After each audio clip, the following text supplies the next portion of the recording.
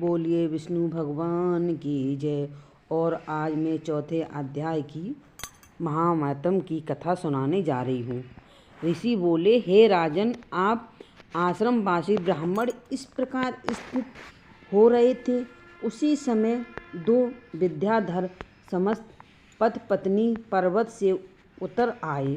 वहाँ दोनों अत्यंत ही दुखी हो रहे थे। सुतराज आकर ऋषि को प्रणाम करके उपस्थित हो गए और उन दोनों की ऐसी गति देखकर कोमल वयस के महेश बोले, हे विद्याधर, प्रत्यपूर्वक बताओ, तुम दोनों आज दुखित क्यों हो रही हो। उनके ऐसे व्यस सुनकर वह विद्याधर देवराज से कहने लगे, हे परम पिता परमेश्वर, हमारे दुख को कारण सुनिए। पुण्य कर्मों के करने से तो मुझे स्वर्गलोक की प्राप्ति हुई, पर देव शरीर प्राप्त होने पर भी मुझे व्यास का मुख प्राप्त हुआ है।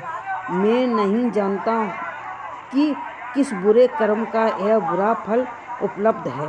एक तो इसी बात का स्मरण करने से मेरे मन को विश्राम नहीं मिलता। तिस पर हमारे चित्त के व्याकुल रहने का दूसरा कारण सुनिए। कल्याण मूर्ति हमारी इस पत्नी की वाणी मधुर और रूप सुंदर है।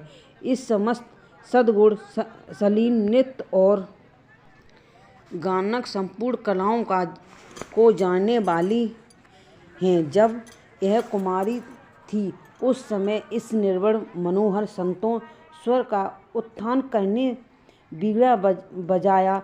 तब बीड़ा बजाने के रस को जानने वाले देवर्षि नारद जी इससे संतुष्ट हो गए। इधाप यह मुद्धान पूर्वक मोहहर कंठ स्वर से गान कर रही थी।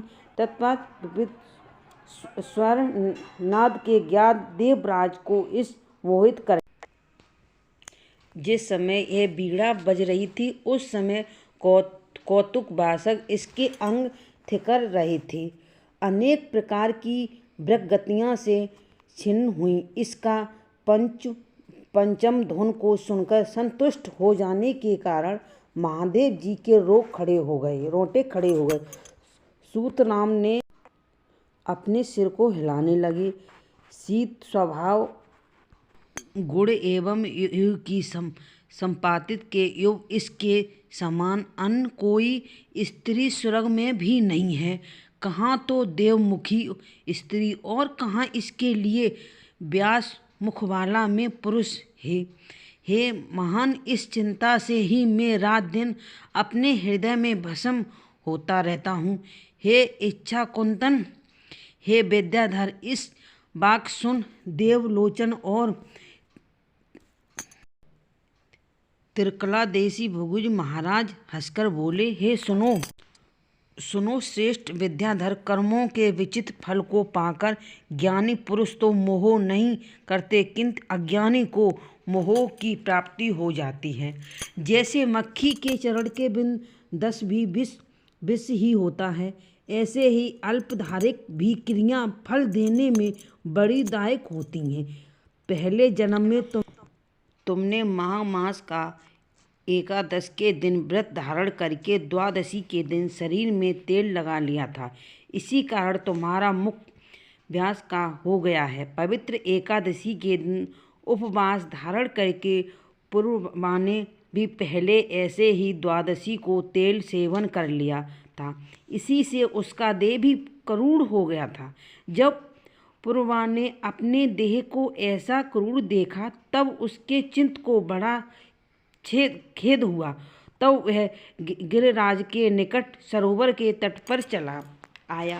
परम प्रीत पूर्वक स्नान करके पवित्र होकर कुशासन के ऊपर बैठ गया और समस्त इंद्रियों पर विजय करके नवीन नील मेघ के समान श्याम मूर्ति, कमल बत विस्तर नेत्रों वाले, शंख चक्र गदा विद्याधारी, पीताम्बर ओढ़े कौस्तुभमणि जिनकी शोभा बढ़ा रहा है और जिन हर ने वर्णमाला धारण कर रखी है, उनका अपने हृदय में ध्यान करके राजा ने 3 मास व्रत निहार रहकर तरुण तप किया, चाके पहले 7 जन्म भी राजा पूजा करी थी। इस हेतु भगवान थोड़े ही समय में अल्पाहार करने से ही प्रसन्न हो गए और राजा की उसी युक्त पूजा का स्मरण करके स्वयं प्रदुभूत हुए। मनकर के सूर में माघ मास शुक्ल द्वादशी के दिन अन्नपूर्वक उस चक्रवर्ती राजा का संदेह से अभिषेक करके वासुदेव राजा का शंखोदय से अभिषेक करके वासुदेव भगवान ने तैनाव क्रिया चेष्टा का स्मरण कराया। अत्यंत कवानी अति सुंदर और मनोहर रूप उसे दे दिया। उसकी सुंदरता के कारण उपसरी नामक अप्सरा उसे चाहने लगी। राजा इस प्रकार वर पाए कृत हो अपने नगर को चले गए। हे विद्याधर, इस प्रकार कर्मों की गति का जानकर तुम क्यों खेद कर रहे हो? यदि तुम इस देवरूप को परित्याग करना चाहते हो तो तुम हमारे कहने से महामास में मणिकूट नदी के जल में स्नान करो, तब तुम्हारे प्राचीन जन्म के पापों का विनाश हो जाएगा। उक्त नदी के ऊपर मुनिधर सिद्ध पुरुष और देवता निवास करते हैं। स्नान की विधि भी तुम्हारे प्रति वर्णन करूँगा। तुम्हारे भाग्य से महामास निकट ही अर्थात आज में 5वें दिन आने वाला है। पूष शुक्ल एकादशी के प्रारंभ भूमि के ऊपर शयन और 1 मास पर्याप्त नहाकर रहकर तीनों काल में स्नान करना कर्तव्य है। हे उत्तम विद्याधर, इंद्रियों निगूढ़ पूर्व भोगों का परित्याग करके महाशुक्ल एकादशी परिवर्तन तीनों समय में श्री विष्णु भगवान का पूजन करें। फिर जब तुम्हारे समस्त पाप दूर हो जाएं, अन्न तुम्हारे मुख को कामदेव के समान सुंदर बन देंगे। हे विद्याधर, मैं श्रेष्ठ तप तुम देवमुखी होकर इस सम्मुखी के साथ नित्य क्रीड़ा करो। क्यों तुम्हारे महामास का महामहत्म विपरीत हो, अतः एवं तुम महास्नान नित्य किया करो। ऐसा करने से सदा ही तुम्हारे मनोरथों की सिद्धि होती रहेगी। सर्व महात्म भृगु जी ने इस प्रकार उसके प्रति वर्णन किया। हे राजेंद्र, विद्याधर के प्रति फिर भी गाथा का वर्णन किया है कि महास्नान करने से विपत्ति का नाश और पापों का जय होता है। महास्नान यज्ञों से अधिक फल प्रदान करता है। महास्नान करने से समस्त दानों का फल प्राप्त होता है। विशेष क्या कहें, केवल 1 मास स्नान ही समस्त यज्ञों का योगों से अधिक गर्जन करता है। यह विद्याधर गिरत की अपेक्षा भी महास्नान की अधिक गर्जना करता है। पुष्प कूर्छत्र ब्राह्मण पृथक काशी प्रयागराज और गंगा सागर संगम इन स्थानों से 10 नियमों का पालन करने से जिस फल की प्रतिष्ठा मनुष्य को होती है, वह महामास में केवल 3 दिन ही स्नान करने से मिलता है। जिसके चित्त में चिरकाल प्रताप स्वर्गलोक में निवास करने से अनुराग का उदय हो रहा है, उन्हें चाहिए कि जहाँ कहीं बन पड़े मनकर के सूर अर्थात महामास में स्नान करें।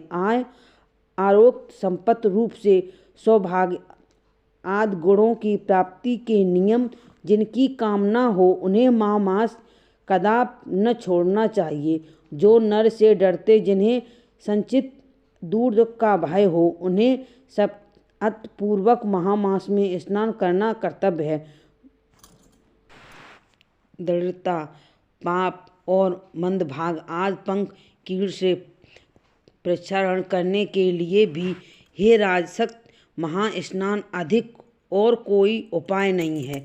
जो कर्म सिद्धा रहित हो किए जाते हैं वे अल्प फल प्रदान करते हैं, किंतु महास्नान चाहते हैं जैसे किया जाए यथाप वह संपूर्ण फलदायक करता है। निष्काम हो अथवा सकाम, कहीं बाहर जल में महास्नान करने वाले व्यक्ति क्या इस लोक अथवा क्या परलोक कहीं भी दुख नहीं भोगता।